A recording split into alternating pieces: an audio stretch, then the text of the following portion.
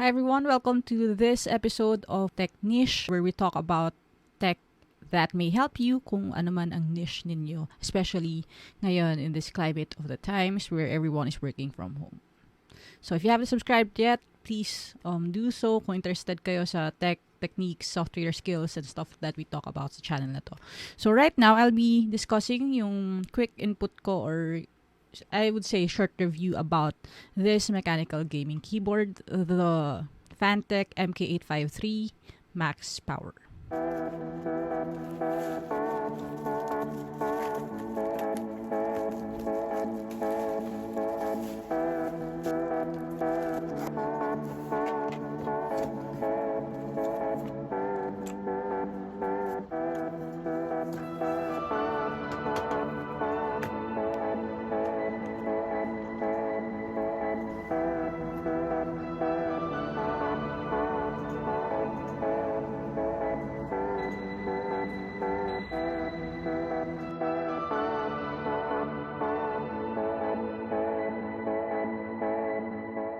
So to be honest, I'm not an expert sa mechanical keyboards kasi first time ko rin to purchase one for myself.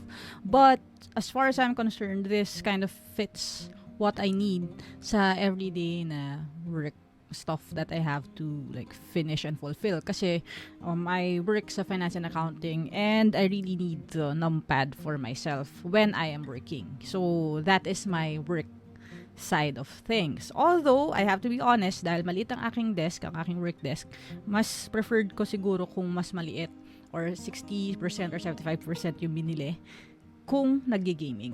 But since hindi lang naman gaming ang ginagawa ko and nag-work talaga ako, the numpad is really important for me. So yeah, una sa lahat, full-size keyboard siya. May 104 keys siya. You have the option to go with blue or red switches. Ako personally, this is a blue na switch kasi gusto ko yung maingay. Lahat ng keys may anti-ghosting feature. Ibig sabihin, hindi mag-react or hindi siya designed na pag isang press mo may dalawang mapindot kang keys unless intentional, supposedly.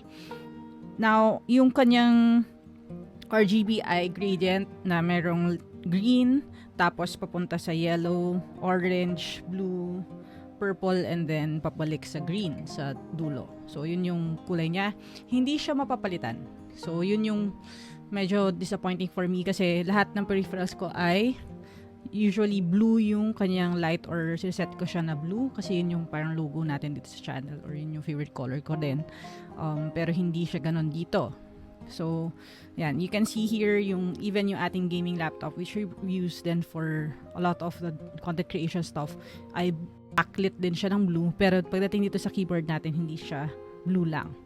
So, yeah. So, I'm considering kung worth it ba talaga siya in terms of the kulay ng kanyang kasi medyo kung sa aesthetic talaga hindi naman talaga ako fan ng sobrang iba-ibang kulay na RGB pero in terms of yung kaya niyang gawin, very satisfying. One thing I really like is this knob here. It controls the volume tapos meron siyang play and pause.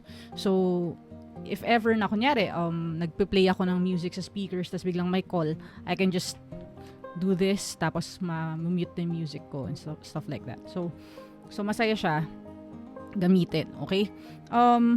Yeah, so meron siyang dedicated function keys for media dito sa taas sa kanyang function keys. And to control the brightness, you just have to press function then up and down sa arrow keys. Tapos yung to change naman yung behavior ng iyong ilaw, function, print screen. So that's the gist ng ating device. Now, I'm gonna let you hear kung paano siya when you actually listen dun sa tunog ng keystrokes, okay?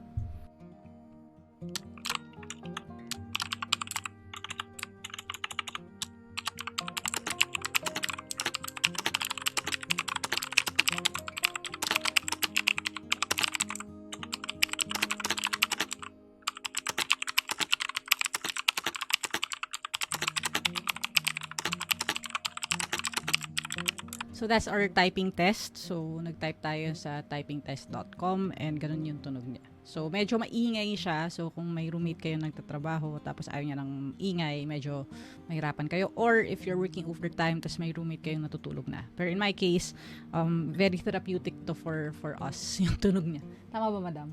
Okay lang naman na maingay siya, di ba? Ang saya ng clicky sound. So okay lang. Okay lang sa amin. Na-enjoy namin siya. In fact, pag nasi-stress yung roommate ko, pinapa-press ko siya dito. Pinapa-type ko siya. Nakakatanggal siya ng stress. Nakakatanggal pala ng stress ang clickety-clack ng mechanical keyboard. Kasi yung ganitong mga keyboard, which is yung membrane keyboard, this one served me for a long time. Actually, this is built for Mac. So wala siyang masyadong tunog when you click-clack, di ba? Tawag dito, if I'm not mistaken, yung chiclet keys na style, tas membrane siya. So, pero masaya pa rin naman siyang gamitin in a way, especially kung yung MacBook ang gamit ko. Kasi nandito, mas maganda yung functions niya, mas built for Mac. Kasi dito, sa MK853, you have to recognize na hindi siya talaga built for Mac. Kasi you have control Windows, Alt function, then yung window tab natin, and then control. Hindi siya designed for Mac.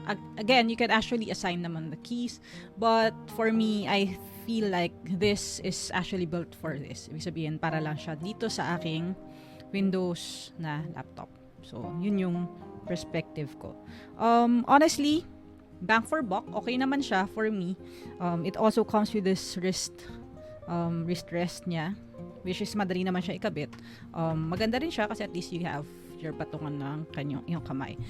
Yung feet niya, meron siyang latch here.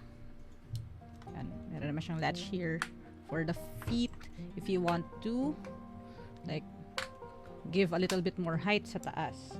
Mabigat siya, hefty. Tapos meron siya ditong for cable management. So you can tuck in yung kanyang braided cord, which is also very good na braided cord siya. Hindi siya yung usual na cord we have na glossy. So you can tuck it in dito kapag iyo siya ang gagamitin.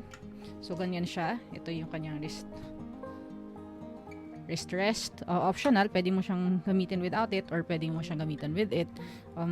Honestly, nilagay ko lang din siya para mapakita sa inyo. Pero since maliit nga yung desk natin, I'll keep it sa side lang for now. So, yan. Ayan yung feet niya. Tapos, very hefty, very mabigat. Ang ganda, ang solid nung build niya. Parang pag hinampas mo siya sa intruder, ay kawawa ang intruder. Mabigat siya talaga.